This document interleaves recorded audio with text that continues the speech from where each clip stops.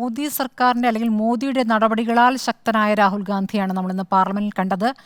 ഈ ഭരണഘടന ഉയർത്തി പിടിച്ചുകൊണ്ടുള്ള പ്രചാരണം തെരഞ്ഞെടുപ്പിൽ അത് ഒരു ഭരണഘടന ഒരു ആയുധമായിരുന്നല്ലോ. പോക്കറ്റ് ഡയറി പോലെ കൊണ്ടു നടക്കാവുന്ന ഭരണഘടന അത് എല്ലാവർക്കും വിതരണം ചെയ്യുന്നു, പോകുന്നിടത്തെല്ലാം അതുകൊണ്ടുപോയി പ്രസംഗിക്കുന്നു.